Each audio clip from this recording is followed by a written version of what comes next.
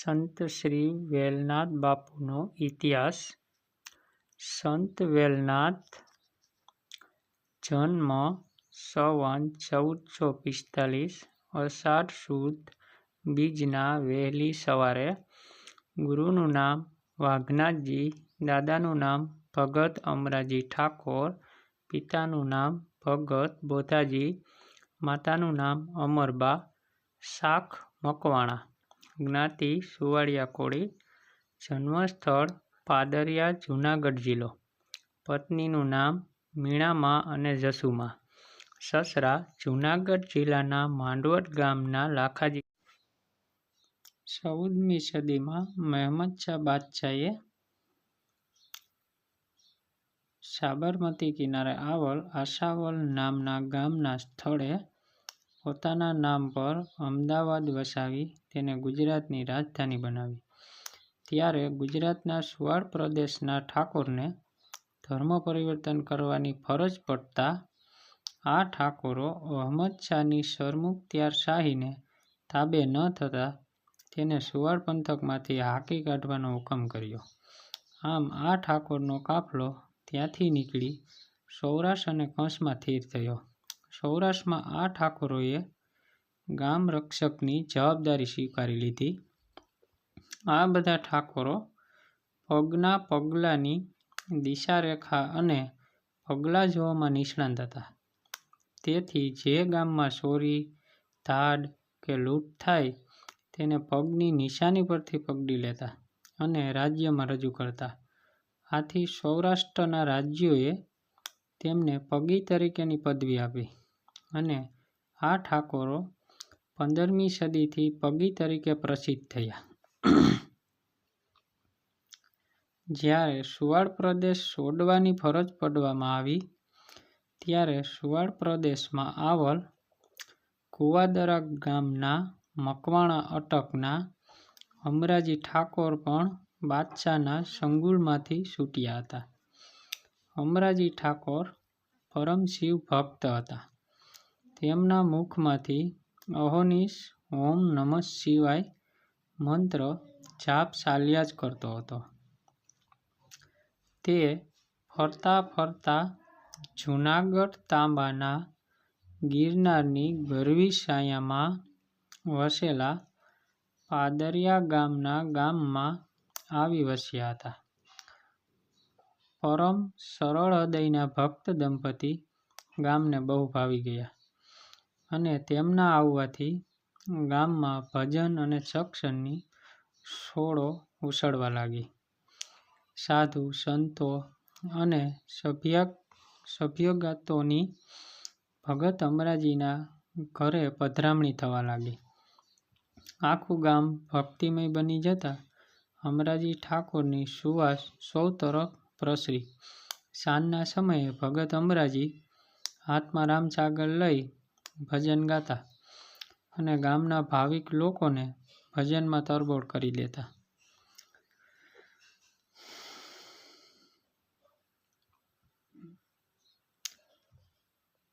નામ આનો નાશ એ નિયમને અનુસરતા ભગત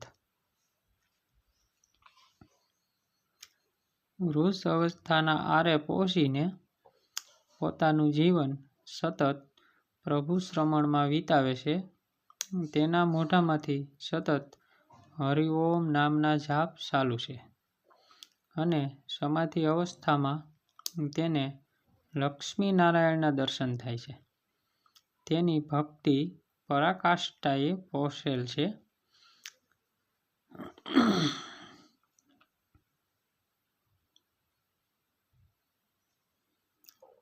અને ભગવાન સ્વયં તેને લેવા પધારેલ છે. આમ અમરાજી અને તેમના પત્ની સર્વ હરિ ભક્તોની હાજરીમાં પોતાનો દેહ છોડે છે. અમરાજીને વારસામાં પુત્ર બોઘાજી અને તેની પત્ની અમરબા ધામે ધૂમે ભગત પાછળ ભંડારો કરી સાધુ મહાત્માઓને સંતુષ્ટ કરે છે. બોઘાજી પણ તેના પિતાની જેમ પરમાત્માના પરમ ભક્ત હતા. તેના પત્ની અમરબા પણ સદ્ગુણી અને સતી નારી હતા. આ બંનેએ પોતાના પિતા અંબાજી તરફથી મળેલ વારસાને ગૃહસ્થામાં રહીને દીપાવ્યો હતો. ખેતી મજૂરી કરી ગુજરાન ચલાવતા બંને દંપતી આંગણે આવેલ સાધુ મહાત્માની સેવા કરે.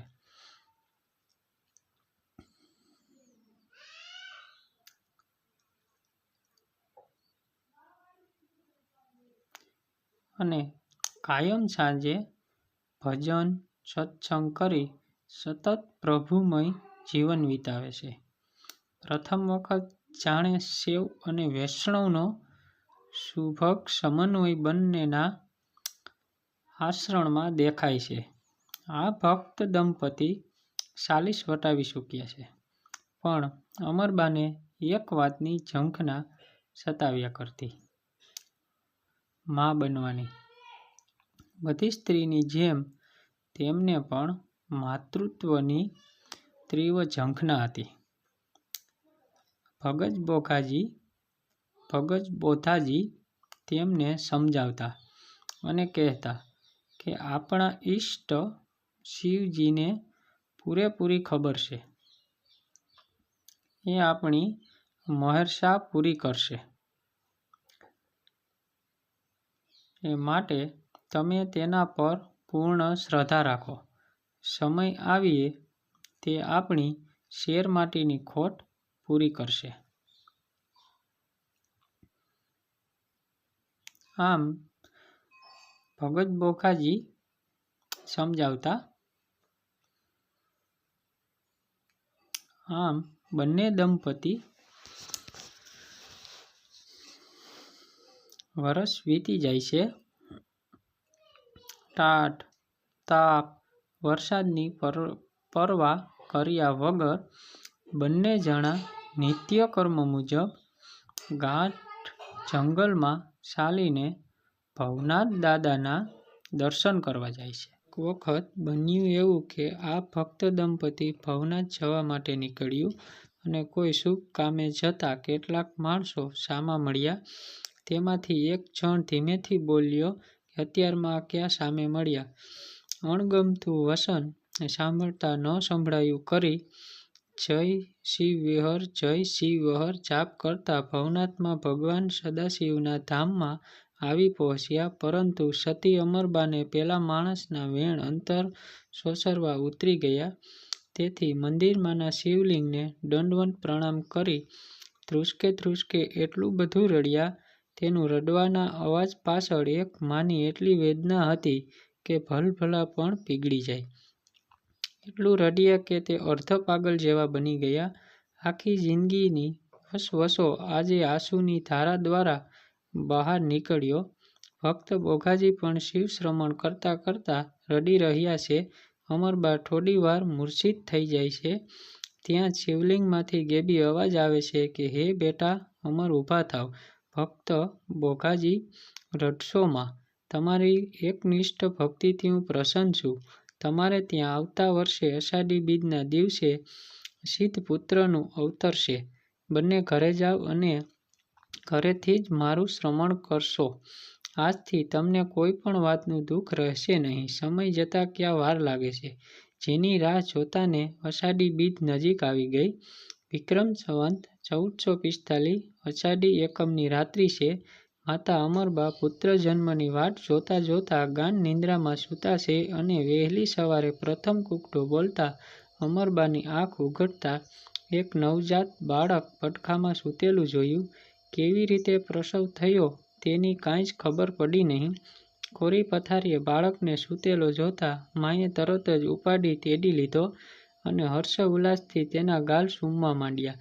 વિક્રમ સંવત 1445 અષાઢ સુદ બીજની વહેલી સવારે પુત્રનો જન્મ થયો. તેથી બાગાએ વહેલો અર્થાત વેલો નામ આપી દીધું. ભગવાન શિવની કૃપા બોધાજી અને અમરબા ઉપર પુત્ર સ્વરૂપે ઉતરી. અમરબા અને ભક્ત બોધાજીનો બાળક વેલકુંવરનો ઉછેર કરે છે કે મહાન પ્રભુ ભક્ત બને. આથી ઘરનું વાતાવરણ ભક્તિમય બનાવી ભજન પૂજન શ્રવણ, ચિંતન, મનન, સ્વાધ્યાય, ધૂન, સંત, ચારિત્ર વાંચન કરી મર્યાદાયુક્ત સાદું જીવન જીવે છે. આની અસર બાળક વેલનાથ ઉપર પડે છે. વેલકુંવરની ઉંમર નાની છે પણ વિચારો પીઢ વ્યક્તિને શરમાવે તેવા છે. વેલાજાની ઉંમર 8 વર્ષની થઈ ગઈ છે. પોતાનું જીવન સ્વતંત્ર રીતે જીવવા લાગ્યા છે. એક દિવસ તે માતા પિતાને સૌને હાથ જોડી વિનંતી કરે છે કે બાપુ, હું પણ કોઈક સારા ખેડૂતને ત્યાં સાથીપણું કરી મજૂરીની તાલીમ લઈ થોડી કમાણી કરી જેથી આપ સાધુ સંતો અને સૌભાગ્યવતીની સારી રીતે સેવા કરી શકો. મારી તમે જરાય ચિંતા કરશો નહીં. અમરબા બોલ્યા, બેટા, તારી ઉંમર હજુ નાની છે. મજૂરી કરવા માટે તું હજી સક્ષમ નથી અને અમે તને અમારાથી વિખૂટો પાડવા ઈચ્છતા નથી. માટે માંડી વાળ બહાર જવાનું. વેલાજી બોલ્યા કે માં, આ દુનિયા રેતમાળ જેવી છે. એક ભરાય ને બીજું ઠલવાય છે. આ ક્રિયા સતત ચાલુ અને અસ્થિર છે. અહીં કોઈ પણ અમર નથી અને સ્થિર પણ. નામ એનો નાશ. બીજું આવે ને પહેલું જાય છે. આ તો વિશ્વ નિયંતાનો અફર નિયમ છે.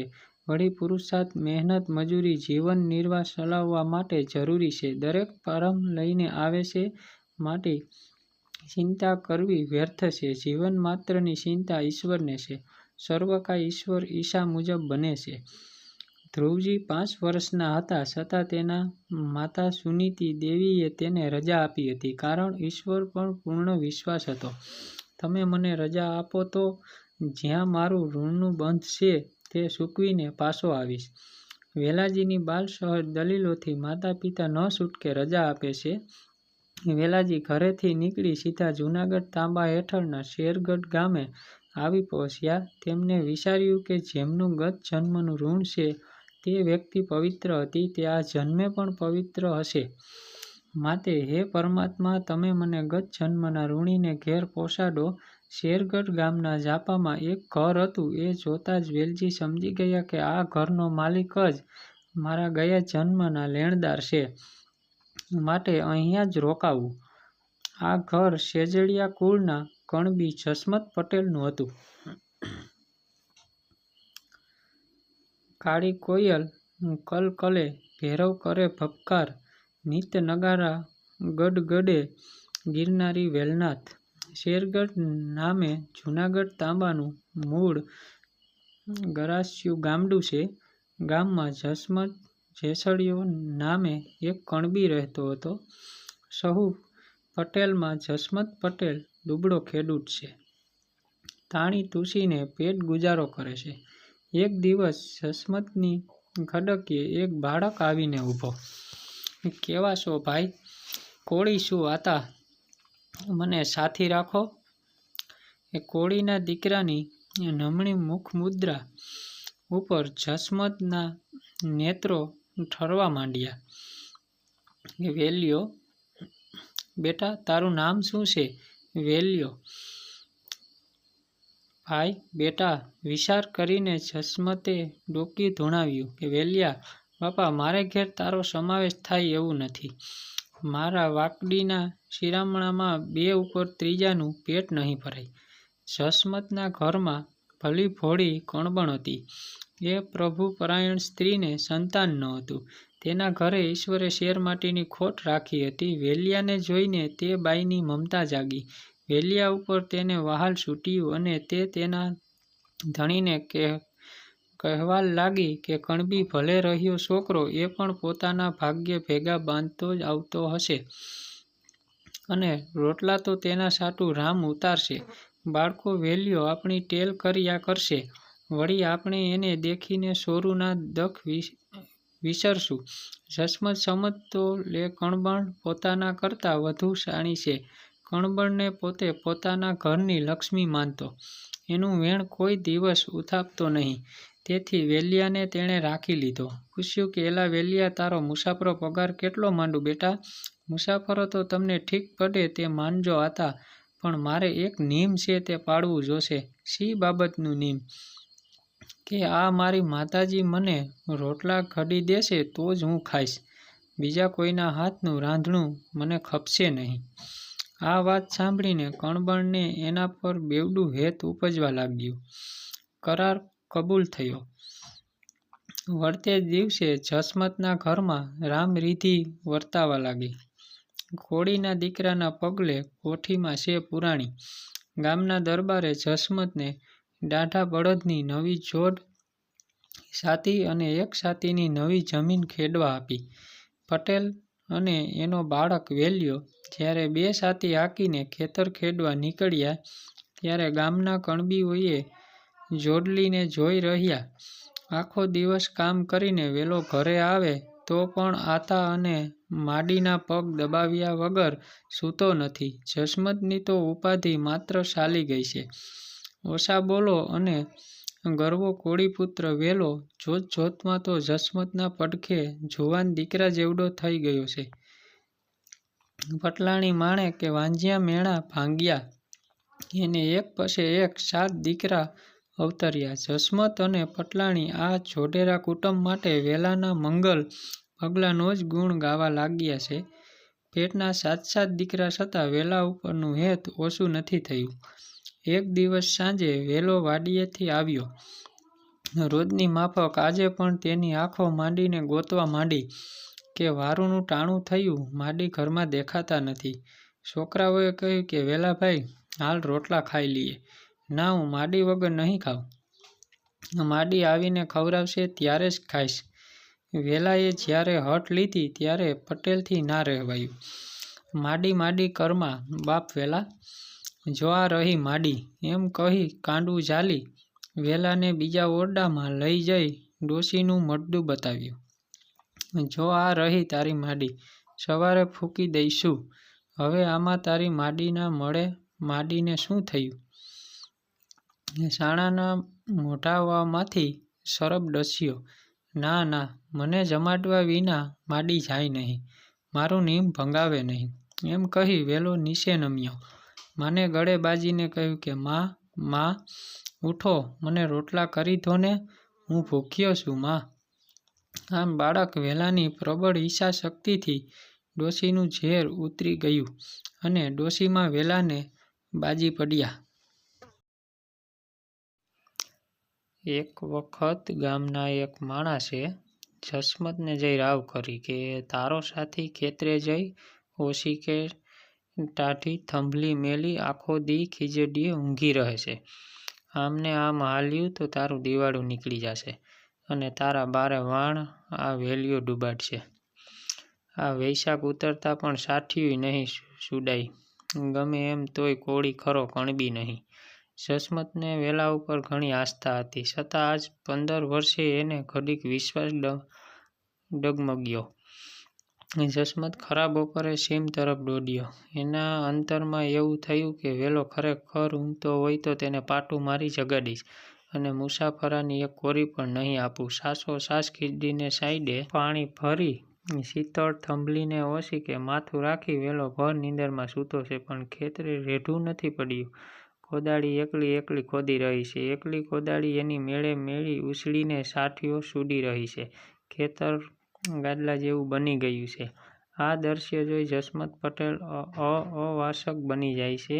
આ વેલો નહીં પણ કોઈ યોગી મહાપુરુષ છે. એમના ઉપર મેં શંકા કરી પાપ વધ્યું. પટેલને પસ્તાવાનો પાર નથી અને આંખમાંથી બોર બોર જેવા આંસુ પડી કે હીબકે રડવા લાગ્યા. એ મહાપુરુષને ઓળખી ના શક્યો. તેને મારા ઘરને આભરે ભરી દીધું અને મેં તેના પર કોકની વાત માની અવિશ્વાસ કર્યો. હીબકાનો અવાજ સાંભળી વેલો જાગી ગયો અને દૂરથી આતાને જોઈ પાસે આવ્યો. વેલાના આવતા જસમત તેમાં પગે પડી રડવા લાગ્યો. માફી માગતા બોલ્યો કે હે મહાત્મા, આજ સુધી મેં તમને ઓળખ્યા નહીં. આપની પાસે મજૂરી કરાવી, અવિશ્વાસ કર્યો, માટે મને માફ કરો. વેલો બોલ્યો કે આતા, મજૂરી મને મીઠી લાગતી. જો તમે દીકરો થઈને રહેવા દીધો હોત તો હું હજી રોકાત અને તમારી સેવા કરત. હું તો પૂર્વજન્મનું ઋણ ચૂકવી આવ્યો હતો. હવે મને રજા આપો. મારી બાને રામ રામ અને નાના ભાઈઓને વંદન. પૂર્વકના વંદન. 2 અડલી થઈ હોય તો માફ કરજો. હું હવે જાઉં છું. પૂર્વનું ઋણાનું બંધું પૂરું થયું આપણું. ઈશ્વરના કાયદામાં સૌ બંધાયેલ છે, માટે શોક કરશો નહીં. માગવું હોય તે માગી લો આતા.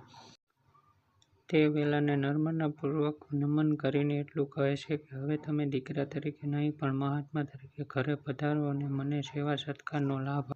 વેલો અને જસમત ઘરે આવે છે. ઘરે આવતા પટલાણી માને પતિ વેલાને કહે છે કે તારા બાપુને શું થયું? વેલો કહે છે કે બા, હવે આપણી લેણાદેણી પૂરી થઈ અને હવે મારે અહીંથી જાવું પડશે. આ વાત સાંભળતા પટલાણીની માથે આભ ફાટી પડે છે. વેલો માને માથે હાથ મૂકી પૂર્વજન્મનું એક ફિલ્મની જેમ દેખાડી દે છે, જેથી માને વેલા પ્રત્યેનો પુત્રભાવનો મોહ છૂટે છે અને તે દિવસથી એક સંત તરીકે વેલાને જોવે છે. તે દિવસે સંત વેલનાથ માટે મા પોતે ખીર-પૂરીનું જમણ બનાવે છે અને બધા સાથે બેસીને જમે છે.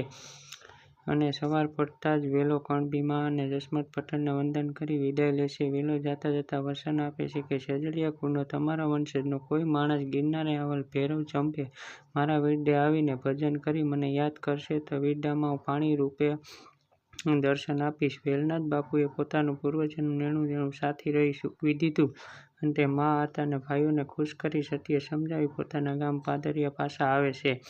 માતા અમરબા અને બોગાજી વેલાની સાતક નજરે રાહ જોતા વેલાના આવવાથી તેમને ખૂબ ખુશી થાય છે. વેલો માતા-પિતા શરણ સ્પષ્ટ કરી આશીર્વાદ લે છે. માતા-પિતાના સર્વ સદ્ગુણો વેલાના જીવનમાં ઉતરી ગયા છે.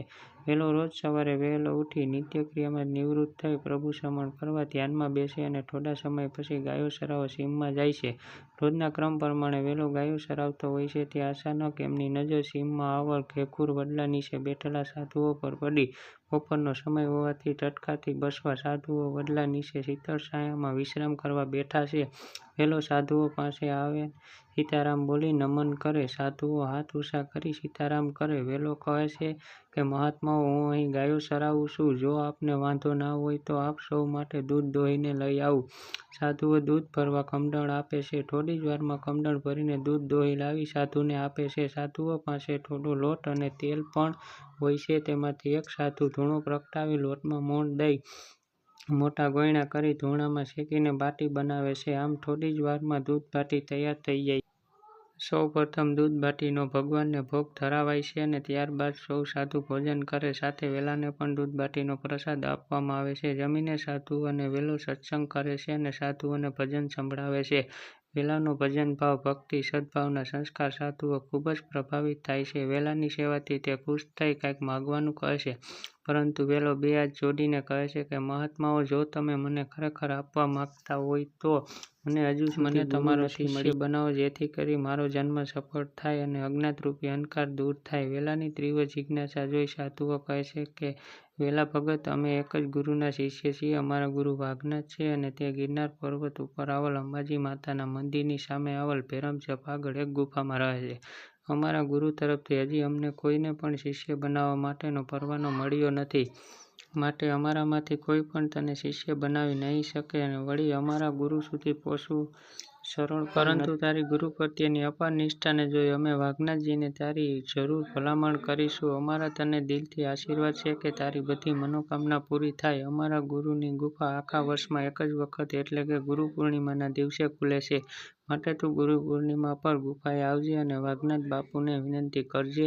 એ જરૂર તારા ગુરુ બનશે. આમ આતુરતાથી વેલો ગુરુની પૂર્ણિમાની રાહ જોવે છે. અને સમયને જતાં ક્યાં વાર લાગે છે. ગુરુ પૂર્ણિમાનો દિવસ આવી જાય છે. વેલો મળસ્કે જાગી નિત્યક્રિયા પરવાની માતા-પિતાના આશીર્વાદ લઈ ગિરનારની ગોદમાં આવી ચડે છે. ભવનાથ મહાદેવના દર્શન આશીર્વાદ લઈ અંબાજી માતાની ટૂંક પાસે આવેલ ભૈરવચંપની જગ્યાએ આવતા એક વિશાળ ગુફા દેખાય છે. જેની નજીક જતાં ગુફાના દ્વાર દ્રષ્ટિગોચર થાય છે. ગુફામાં દાખલ થતાં એક વિશાળ જટાવાળા તેજસ્વી જોગી અંદર શિલા પર આસન વાળી બેઠા હોય છે. તેની સાથે અન્ય સાધુઓ પણ છે. જોગીના આસન સામે અગ્નિનો ધૂણો પ્રજ્વલિત છે. આ જોગી બીજું કોઈ નહીં પણ નાથપંથી સાધુ વાઘનાથજી પોતે હતા. વેલાને જોઈ તે તેમની દ્રષ્ટિ દ્વારા વેલનાથના જન્મ અને શિવજીનો અંશ છે તે હકીકત જાણી લે છે. વાઘનાથજી વેલાને નામથી સંબોધે છે અને કહે છે કે બેટા વેલનાથ, તું મને ગુરુ બનાવવા આશયથી અહીંયા આવેલ છે, પણ મારી એક શરત સ્વીકારવી પડશે બેટા. ત્યારબાદ જ હું તને નાથપંથીની દીક્ષા આપી મારો શિષ્ય બનાવીશ. ગુરુ વાઘનાથે વેલા ઉપર હાથ મૂકી કહ્યું કે આ ગરવા ગિરનાર નવનાથ ચોરસ સિદ્ધો સાથે ભગવાન દત્તાત્રેયનું રહેણાંક છે. વળી કેટલાક સંત મહાત્મા સાધુઓ અહીં વર્ષોથી ભગવાનને પામવા તપ કરી રહ્યા છે. તે બધાના ગેબી આશીર્વાદ મેળવવા તારે ગિરનારની 12 પરિક્રમા કરવી પડશે. મારા આશીર્વાદ તારી સાથે છે. પરિક્રમા દરમિયાન ક્યારે પણ કપરી સ્થિતિનો સામનો કરવો પડે તો મને યાદ કરજે, હું તારી પાસે હાજર થઈશ. આમ વેલો ગુરુ વાઘનાથજીના આશીર્વાદ મેળવી તે દિવસથી જ 12 પરિક્રમા કરવા કરવાની શરૂઆત કરે છે. રસ્તામાં ગાઢ જંગલ અને જંગલી પશુઓ પણ જોવા મળે છે, પણ સતત ગુરુનામ શ્રવણથી માર્ગ એકદમ સરળ થઈ જાય છે. પરિક્રમા દરમિયાન અનેક સિદ્ધિ, સાધુ મહાત્માના દર્શન અને સત્સંગનો લાભ વેલાને મળે છે. પરિક્રમા પૂર્ણ થતાં વેલો વાઘનાથજી પાસે આવીને ઊભો રહે છે. ગુરુ વાઘનાથજી વેલાનો અનન્ય ભાવ અને એકનિષ્ઠ ભક્તિથી ખૂબ જ પ્રભાવિત થાય છે. બીજે દિવસે વાઘનાથજી સર્વ નાથપંથી સાધુઓની હાજરી વેલાને નાથપંથી દીક્ષા આપે છે. અને વેલો મટી સંત વેલનાથ બને છે. ગુરુ કૃપાથી તેને બધા જ શાસ્ત્રોનો સાર તેમજ અનેક દિવ્ય સિદ્ધિઓની પ્રાપ્તિ થાય છે. વેલો વાઘનાથજી સાથે રહી ગુરુ સેવા કરે છે. એક દિવસ વાઘનાથ બાપુ વેલનાથને બોલાવી કહે છે કે બેટા, હું તારી ભક્તિ અને સેવાથી ખૂબ પ્રસન્ન છું. મારા તને આશીર્વાદ છે કે જ્યાં સુધી સૂરજ ચાંદ રહેશે ત્યાં સુધી નાથપંથમાં તારું નામ અમર રહેશે. હવે તું તારા માતા પિતાની સેવા કર અને ગૃહસ્થ આશ્રમની મર્યાદામાં રહી જગતના લોકોને ઈશ્વરનો રાહ શીખાડ. થોડીક વાર વેલનાથ ગુરુ વિજોગે અવસાદ બની જાય છે. તેની આંખમાંથી અશ્રુ રોકાતા નથી. વાઘનાથ બાપુ એમને માથે હાથ મૂકી આશ્વાસન આપતા કહે છે કે બેટા, સાધુનો જન્મ જ લોક કલ્યાણ માટે થયો છે, માટે તારે આ કાર્ય કરવા જવાનું છે. તું તો માત્ર નિમિત્ત જ છો. બધું પ્રભુ ઈચ્છાથી જ બને છે. માટે બેટા, સ્વસ્થ થાઓ. વેલનાથ ગુરુના આશીર્વાદ મેળવી એમની શરણ રજ માથે ચડાવી પોતાના ગામ પાદરિયા પાછા પધારે છે. ઘરે આવતા માતા પિતાને ખૂબ આનંદ થાય છે. વેલનાથ માતા પિતાને પગે લાગી આશીર્વાદ મેળવે છે. થોડા દિવસો વીત્યા બાદ માતા અમરબા વેલનાથને કહે છે કે બેટા, અમે હવે તારા લગ્નનો લ્હાવો લેવા માગીએ છીએ. જો તું હા પાડે તો તારા બાપુ સંબંધ માટે સગા સંબંધીમાં પૂછતાછ કરી સંસ્કારી કન્યા મળી જાય તો સંબંધ કરી લગ્ન કરીએ.